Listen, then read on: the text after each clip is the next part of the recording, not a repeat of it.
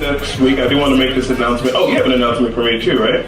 Pass it on over here. There aren't a million of us here. You guys can. This is how they do it in church too. I like it. They'll pass the pastor something. You're wondering what it says, and then he finishes his sermon. You're like, thank you, Jesus. They told me it was time. But let me read this. Yeah, I hope you guys don't mind. Just give me a couple. I read slowly also. So okay. I'll just read this verbatim. Looks like you made it like a press release, so that's perfect. But if you guys want to join us next week, we're doing a special event next Wednesday, actually, so we won't be here. I don't want you guys to be confused for those of you guys who come out regularly.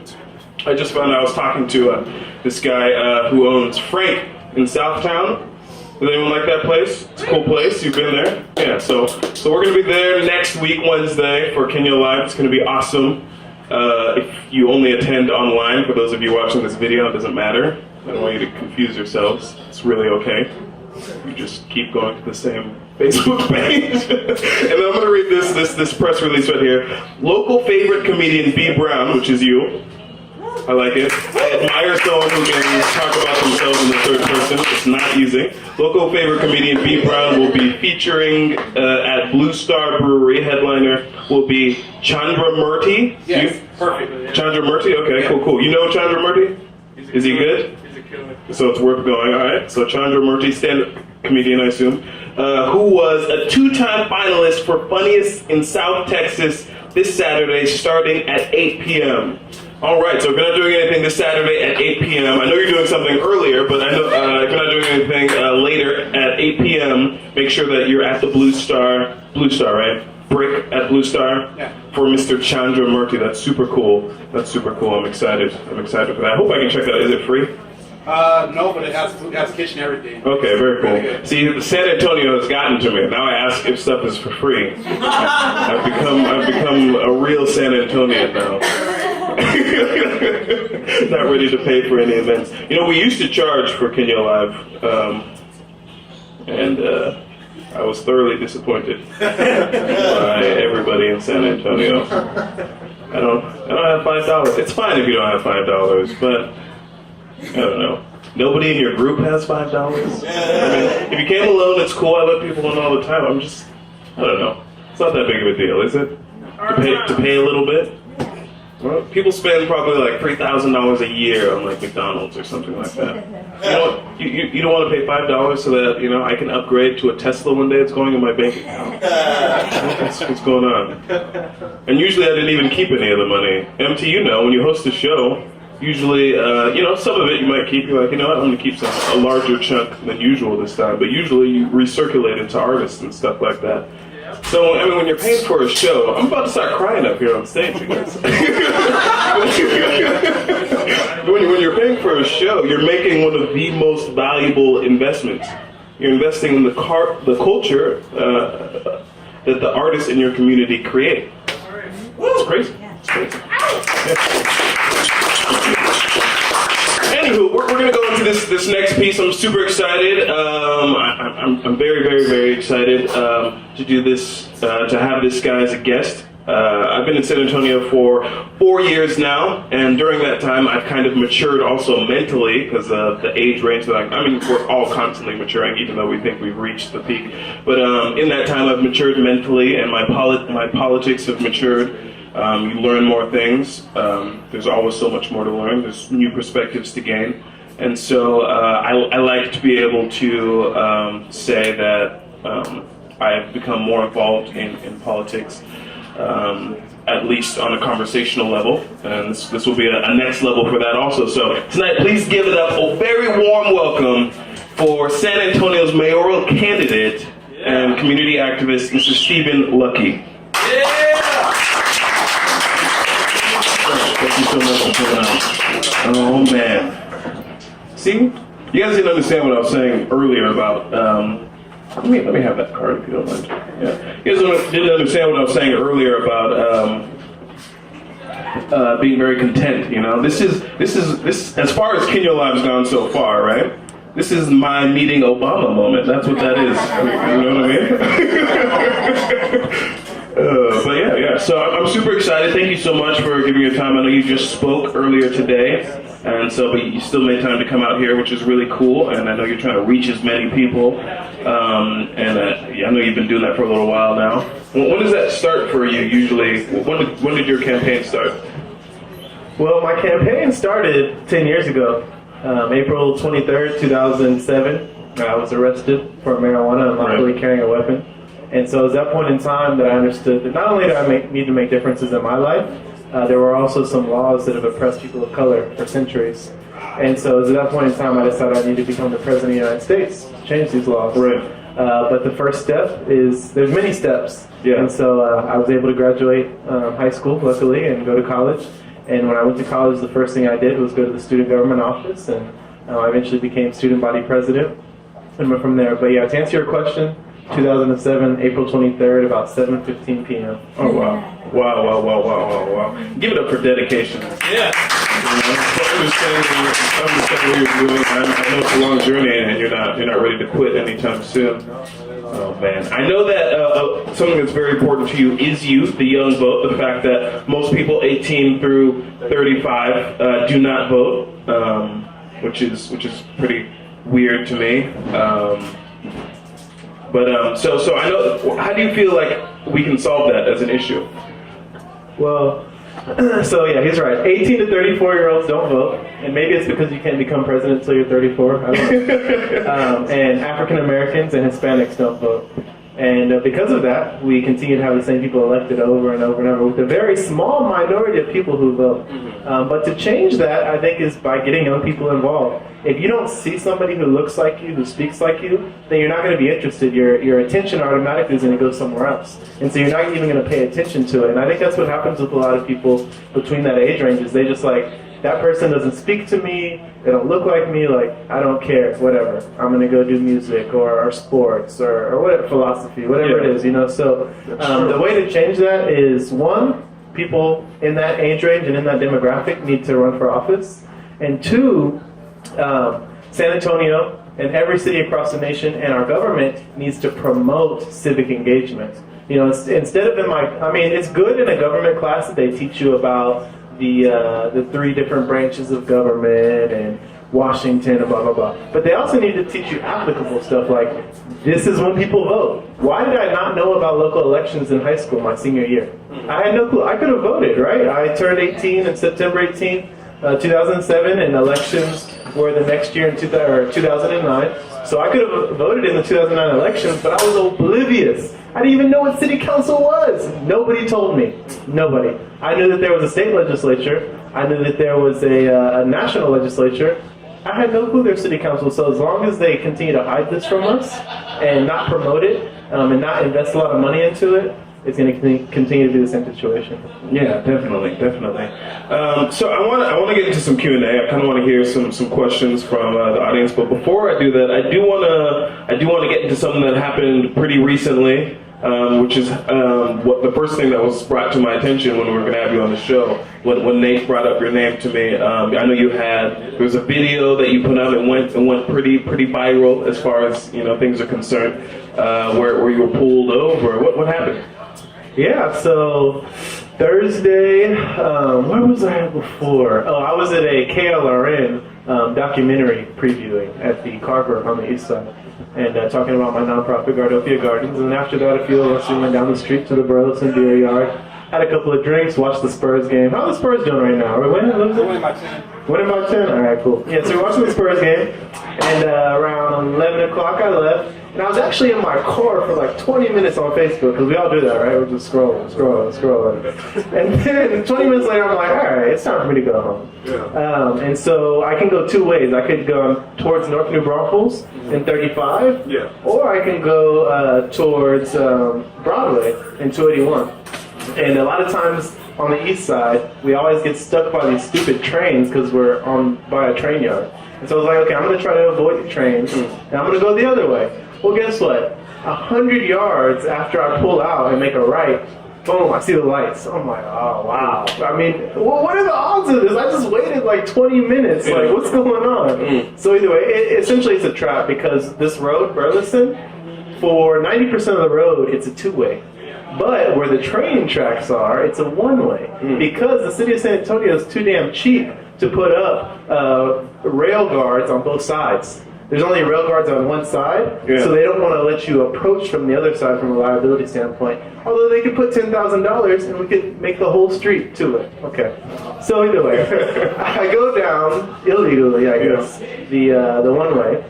And as soon as I pull out, the cop was waiting there. He pulls me over. So he pulls me over, and I'm like, damn, like it's 12 o'clock. I'm just trying to go home. I'm just living the day. That's all, you know. And he comes to the vehicle. He's like, "Are you done smoking your marijuana? You done? You smoked it all?" I'm like, why are we? What's going on? Good evening to you too, sir. Wow. Yeah. And so that's how it started off from the very beginning. I'm like, damn, like, am I gonna go to jail tonight? And so he asked for my ID and my insurance. I didn't have my insurance, but I had my insurance on my phone. So I pulled up my Geico app and showed him insurance. He's like, that says it's not good till May because my insurance renews in May. He's like, well, I'll take it back though. So he goes back to his car and starts checking all my stuff, and that's when I pulled up to Facebook Live. And I was like, I'm gonna go live. We're gonna see what happens. If I go to jail, I go to jail. If I don't, I don't. If they hear gunshots, they hear gunshots. And so he comes back. I'm on Facebook Live. He's like, hey, he sees me. He's like, oh, I got a camera too. I'm like, okay, cool. We're both camera. Perfect. And then from that point, he starts talking to me, about what I did wrong and blah, blah, blah. And then he says, sir, I'm gonna need you to get out of the vehicle. And so I'm not going to argue with him, whatever. Okay, I'm going to get out of the vehicle. But I'm going to get out with my phone, too. Mm-hmm. And so he's like, sir, put your phone down. I don't know what your phone is. Your phone could be a weapon. And so it just made sense. You just called my phone a phone. So you know what it is. Like, you're lying to yourself. Right. But either way, I put the phone down. I get out of the vehicle. He takes me to the back. He explains to me what I did. And but during that whole process, though, he started to get very hostile. He's like, "Are you scared? Is something wrong? If you're scared, something must be wrong." So he wanted to escalate the situation from the very beginning. He wanted to take me to jail from the very beginning. When I signed the paper, I get to sign off on the ticket that he writes you. The first time I signed, I just signed my regular signature. He's like, "This isn't your signature." I just signed. It's my signature. But he's like, you have one more chance to sign, and if it's not correct, you're going to jail. You're going to take me to jail off of a signature?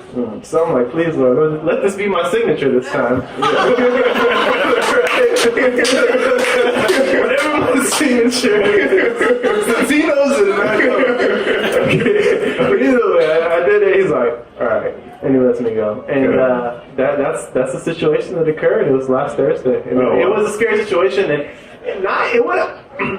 I'm never scared. I'm a bone crusher, right? Yeah. But it wasn't a situation like at that time, whatever. Like whatever goes down, if I die, I die. If I gotta run, whatever.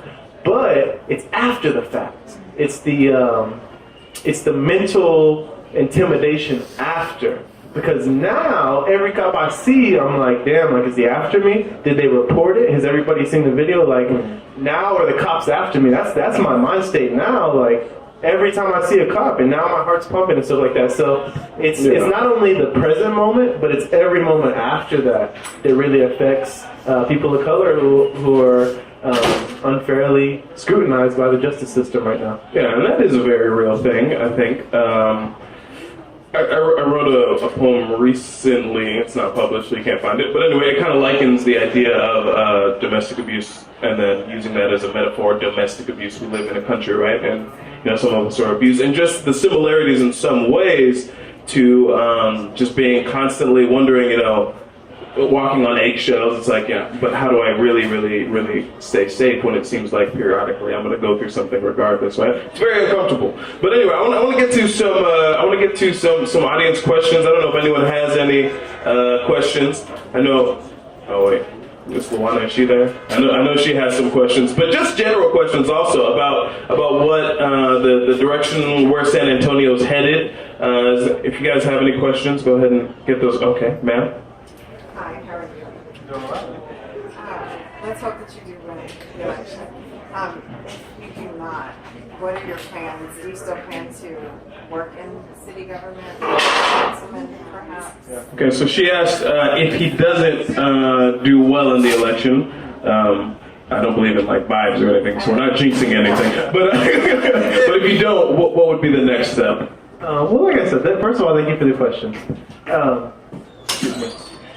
So this campaign started 10 years ago. I can't even be president until 2024, I think. And so I know that I have a long path, and I'm barely at the beginning of it. I started a nonprofit called Gardopia Gardens. I encourage y'all to go to our website, gardopiagardens.org.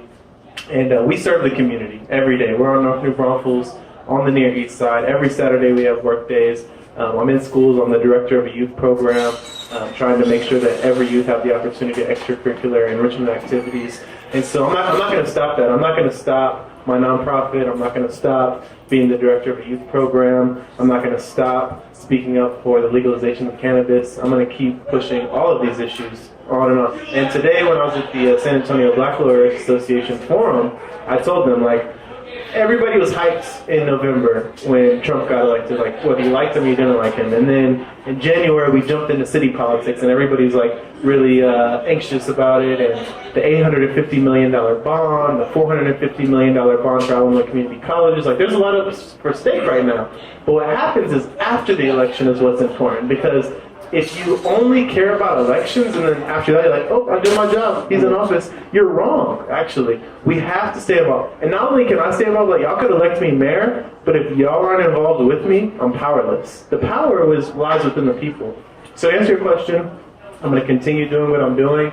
I'm going to continue to be civically engaged. And I really want to ignite that 18 to 34-year-old base to make sure that everybody's voice is being heard. We have a weak mayoral system. The mayor, which just got passed in 2015, before 2015, our elected officials for city council got paid like $20 a meeting. They couldn't even live off that. But in 2015, we passed a measure for city council to get paid $46,000 and the mayor gets paid $62,000. With that said, the city manager gets paid $475,000 before incentives, and her deputies get paid $200,000. So the power right now lies within the bureaucracy of the management of San Antonio. And so the mayor, that power within the mayor is really a consensus building, but within the city council, the other 10 members, and also being a speaker. I'm a speaker for the people, so I represent the people. And when I want to go protest at City Hall, and I want to go protest in Austin, and I want to go protest in DC, I need y'all with me. I need 1,000 of you, 10,000, 20,000, 30,000. So as mayor, the biggest thing that I'm going to try to do is organize the people in mass. Because I guarantee if there's 50,000 San Antonians standing outside of the governor's mansion, we're going to get something out of it, you know. But nobody's involved right now, and so the people in Austin and the people in DC are like, we can do whatever we want. They don't know. And so yes, I will continue to be involved. All right. Thank you for your question. Please clap for her. Anyone else have any questions for the candidate? I know I have one for myself too, but go ahead. Okay, Miss yes. Luana. Hello, Stephen. It is so wonderful to see you tonight. I have been following you on Facebook. You are outstanding. I wanted to ask you, so, you know, I'm fairly new transplant to San Antonio, and one thing that I don't like about the governing structure that we do have in place here is that there's little to no insight as to what's going on at council. But like you said, it's a weak mayoral system. We know the city manager is extremely powerful. But we don't know what's going on. Most of the people that you talk to, they'll tell you, I'm voting for Ron Nirenberg because of the SAPD contract. He was one of the guys that voted no, him and Saldana, you know, or I'm voting for Taylor because she hasn't upset me, and I don't know what else she's been doing. You know, your folks are not really as informed because there's really no true way to sort of track what's going on, right? Everything is kind of happening in silence. So. And then when you look at sites like votesmart.org and stuff like that, you know, we look at trying to track, you know, what your legislators feel on things like, you know, Planned Parenthood, right? Like women's reproductive health. Okay, we know that zoning issues is always a problem. We always know that the conservative right is always finding ways to change the law so that it's now considered an ambulatory surgical center, right, instead of just a clinic. And there's different stipulations that come with it being an ambulatory surgical center, right? You have to have certain types of equipment. It's got to be high-priced stuff that you wouldn't have in a clinic. So, I mean, we see that there's legislative things that are happening kind of underneath, like subtly. No one knows what's going on because there's really no tracking system that's kind of putting the information out there. What do you propose, you know, I think for the folks that are our age, the lack of information is what makes us feel like less astute voters, right? So we don't get involved because of that. We don't want to vote because we don't know what's on the ballot, and when we go and see the sample ballot, like, oh, well, I haven't been on this long enough to actually feel confident in anything. So, right, so how can we kind of fix this deficit in information with the city of San Antonio? That's a great question. So there's two things. I think a short term and a long term. The short term is an app I've already talked about. It's called App SA or APSA. And then the long term is going to be direct democracy. Okay, so our founding fathers of the United States did not believe that the common man was knowledgeable enough or had the rights to participate in democracy. So they created a representative democracy, right? So you elect somebody, and in that election, you give them your power. You give them your power to speak for you, okay? And that's what we have right now, a representative democracy. But so let's talk about the short term. APSA is what I am proposing is a very nice application that is able to track city government on a daily basis, all right? So you'd be able to click on this app, and it would take you either to city, which would be the mayor, or it would take you to districts 1 through 10. And if I live in District 2. So I click District 2, I see automatic information to talk to or text or email my councilman. I'm also able to see every way that he's voting. I'm also able to see events that are happening in District 2. So that's the first thing that I would recommend is an application that is extremely, I'm sorry, I'm doing a brain fart, but it's responsive. It's very responsive day to day, so you can see how they voted in City Council Session A, City Council Session B, any of the new referendums. And a lot of this information is on sanantonio.gov right now, but it's so bulky and it's not user friendly. Right. I'm not going to go and do all that research. Right? I was going to say that, so the interesting. Properly, like there are already, and companies struggle with this too. And I talk to companies about this because this is kind of what I do. I do social media videos and stuff like that. And I think it's very strange that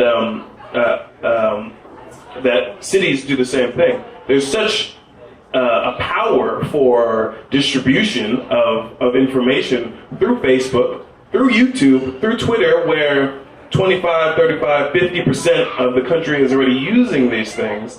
I think maybe that would have to be a part of, the communications or PR department. But I think that's weird. What do you think about really social media as far as... Well, I think to really combine both of those, so we no longer need a representative democracy.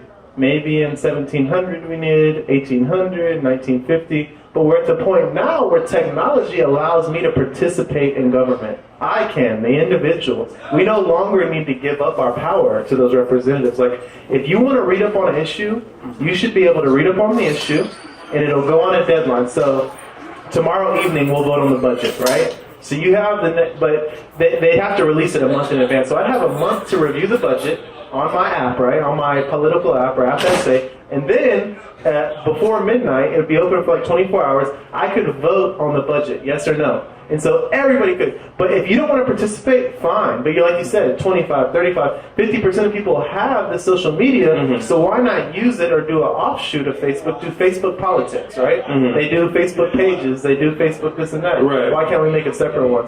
And so long term, I like to do a direct democracy. This isn't new. In the Northeast, some municipalities use a direct democracy where we all go to City Hall and we all go vote. And if you want to be involved, you can. And if you don't have to be. So that's really what I would suggest. And with technology, integrating direct democracy into San Antonio. It would take a while. It would probably have to change our city charter. And I'm not saying we shouldn't have full-time politicians who are watching the day-to-day minutiae and the details. And actually, the politicians, what they're doing is they're drafting it. Yeah. But there's also something called the right to petition or the right to referendum, which we have in our city charter. So if you believe in a bill or a law, you, the citizen, can write it up. And you can submit it to City Council as option A, and if City Council wants to put it on the agenda item, they can. Or B, you can get 10% of the amount of registered voters in the last election, or 1%. So you would need like 10,000 signatures, and then they have to put it on a ballot. That's our option now. But for example, cannabis, right? I want cannabis to be legalized. Yeah. But I can't get cannabis legalized in San Antonio because it's illegal at the state level, okay? And Texas is taking away our power. Texas does not have the ability for right to petition or right to referendum. It doesn't matter what I believe in. Only the elected officials can bring up bills, right? Versus California, we have all these propositions because they are a right to petition state. So eventually we need to go to our state legislature and make Texas a right to referendum and a right to petition state. That's something I would love to see. I want to give a round of applause for those who asked questions. Thank you so much. That was really cool. I would love, and if you listen to the podcast, you know I'm all about, you have a question? We're going to get to it. I just have a question. Okay, right. I like the idea of the technology working with the government and all, and voting, but I think one of the biggest things people aren't going to like or they're going to shoot at is that it's going to be a lot less secure, don't you think? So you're going to, I'm just wondering, that's going to be a big reason people aren't going to want to do it. I feel like that'll be a fear. And I think that's an interesting fear that a lot of people have, right? Like, oh, like this thing is going to get hacked. But honestly, I feel like there's a lot of fears that come with new technology and stuff like that. But I feel like it's a lot easier to actually like put someone in like a ballot room with a bunch of sheets of paper and change it in sheets of paper than it is when, you have like the highest level of security when it comes to, that's just my take on that. But that's kind of how I feel but then you still do have to have people feel comfortable enough with these things. I don't know if that's something that you've thought about as far as people feeling more comfortable with that idea, with technology being secure, which is something that we're going to have to get used to. Well, that's a great question. Cybersecurity. And I don't believe in the national or the state elections. I believe presidents are selected, not elected. So it doesn't matter who you vote for. It's always like 52-48. Or 51-49, right? That's a little bogus to me. Well, it's just like a basketball game. Most basketball games end up being very close. I think what it has to do with an allocation of resources. Both teams are semi-equal, and they have a certain number of resources. They represent about half of the country, right? So if they're both trying, and they see this guy try harder, then they try harder, then this guy's doing that, then they go back and forth. I think that would usually result in a pretty close thing, though I didn't really understand what happened in the last election. But it made me think. I feel like, and I like that you're on social media and stuff like that. It made me think that with social media and the way that everything's changing, the fact that we can see people and really get to know them, Donald Trump's edge was the fact that we all kind of had seen him a lot, right? So we really want to see people, just like when the television came out, okay, people who were handsome had an edge now. You know what I mean? People who were charismatic had a much greater edge. Just like when radio came out, orators had a great edge. So there's always going to be some sort of technological edge or whatever. But yeah, as far as cybersecurity, I felt like you had a couple of things to say about that. And then I think we might have time. I don't think we'll have time for another question, so we'll probably have to save it. But he's going to be here, honestly, and I suggest that you ask him his questions, and then they follow up with you on social media, so they can learn more, and they can get involved. As far as cyber security, I kind of wanted to let at least that question get answered. Well, I'm not a techie, and so I think that what the city and all cities and municipalities in the United States and Texas have to do is invest a lot of money in cybersecurity. I know a couple of the people who work in the San Antonio IT department right now, and they say that we are operating off of archaic infrastructure. The applications that we're using, the software that we're using, even the hardware that we're using is outdated.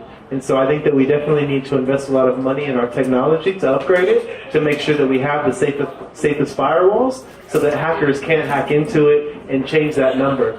I think that would be the biggest thing, because you're right. Like, it's easy to go change numbers, and you go from 1,000 votes to 10,000 votes with 1 0, right? That's all you have to do. And so I don't have a lot of efficacy in online or electronic voting. I would actually like to play around with the idea of making sure that municipal elections stay with paper, so that you can't change them. But you bring up a good point. It is easy to change paper too. So there's no really win-win situation. We just have to hope that our good guys are better than the bad guys. Right, awesome. You know what? If you listen to my podcast, you know that I love biz dev moments. And one thing I think would be really cool, and I'd love to like talk to you later about, is I think it'd be cool if there was a way for people to get more information, videos, regular videos on different political issues, things like that. The content. I know you put out a lot of content already, but I think it would be great if there was a channel dedicated to that through Facebook and Instagram. So we got to talk about that, man. Would that be something that you're interested in? Definitely. I think that after this election, sort of answering your question, I want to continue commentating on politics in San Antonio for sure. Awesome. And in Texas. Focusing on San Antonio, but I think that we, the people, 18 to 34, and even if you're older than 34, whatever, there's not something dedicated to politics locally. That's entertaining. Entertaining is huge. You know, the creative is such a huge part of anything. We watch things that are entertaining. That's what we do, and it doesn't mean that it can't be filled with informational content, but it has to be entertaining. Anyway, give a round of applause for Stephen Lucke, guys. This was really great. I would have really loved to have like 3 hours, man. There's stuff that we want to get into, and I know we're going to have time to do that. We have to do that, and hopefully we can continue to put everybody has to. We got like 6 more questions. Should we just turn tonight to a forum? Yes. No, it's not going to happen. But anyway, give a round of applause. I got one question. Okay. So please, raise your hand if you voted. 1, 2, 3. Or are going to vote, guaranteed. Okay, awesome. But once again, we had an opportunity from April 24th through May 2nd to get our vote in. We have to get out there early because on a Saturday, you never know how your Saturday's going to go because you never know how your Friday night went. So you don't know what time you're going to wake up at. And you don't know where you're going to get called for mimosas on Saturday afternoon. So you have to vote, y'all. And that's the reason we're in the situation that we're in right now is because we don't vote. And so please, wake up early. It's from 7 a.m. to 7 p.m. on Saturday, May 6th. Go out and vote, y'all. Thank you. Awesome. We're going to take a little bit of a break, and I'm going to introduce you to DJ Hypnotic because I do want him to get his question answered, even though he's going to be spinning. No, but this is the question I wanted to everybody. Oh, okay. When DJ Hypnotic gets deep, y'all, I guess get it ready. Hold on. So lately there's been a lot of talk of, trying to pull the whole gun law. I guess in Texas I've seen a few forums and they were talking about releasing it so people wouldn't have to have permits. Now that you had your situation getting pulled over with the cops, I feel like it's kind of like a setup almost. When you already get pulled over now, I don't even have to have a gun, but the cop's already going to second guess and just state that I have something. Once that gets passed, we're going to be in a situation like, damn, I could have a gun, but I really don't want to have that gun on me. It might open up a can of worms. Like, I'm pro-gun, I love guns, but it's not an issue, but it's the extra things that's coming up, and I feel like it's really setting us up for failure. I don't know how you feel about it, but I'm like... Well, I guess to dive deeper, I got arrested for unlawfully carrying a weapon. I had a gun unregistered with me. And luckily, Texas is very lax on their gun laws. So if I was in New York, I'd have a felony like Plexico burst. But I don't. And so I'm sort of anti-gun now because when people get a gun in their hand, they think they're big and bad. But you take that gun out of their hand, who are they? And so if we really have a beef, let's fight it out. That's really my thing on it. Or let's get swords or whatever. Yeah. But for real, no shucks. I don't know. I don't get the gun thing because the most poignant argument for everybody having a gun is like they say, oh, a gun allows you to keep someone from imposing their will on you. Yeah, by killing them. It's just very interesting to me. I don't really understand. I don't understand the logic. I'm not against guns. I would love to go shoot some deer. I'm still waiting for someone to invite me on a hunting trip. MT, not because you're white, but but I'd love to do it. But I don't really get that as an argument. But. Okay, so like I said, idealistically there would be no guns if we had issues because you don't want to have to protect yourself from somebody who has a gun, right? He'd bring a sword and you had a sword or whatever. But that's an idealistic world and we're not there, okay? So the situation, I think that a lot of gun training, a lot of gun safety classes are extremely important. Every year you should have to go back to a gun safety training class. I think that we need to really look at people with mental health issues. And they should probably not have guns in their hands. Like, if you're bipolar or you have some different issues, like, a gun in your hand is probably not the best situation because you could act erratically at one point in time and then you claim insanity, right? And, I was insane at that point in time. We don't want to be in that situation. So I think that people need to have licenses. I think that people need to have training courses, and those two things right there. Yeah, I thought I was the only one. I said I'm pro-gun, but when he got into it, I'm like, man, that's just not right. Yeah. Anybody can get a gun. It's Awesome. So we're going to jump into this break. I appreciate it. We'll be back in like 3 minutes. Meet some people. Definitely talk to Stephen Lucke. Thank you again. Give him another round of applause.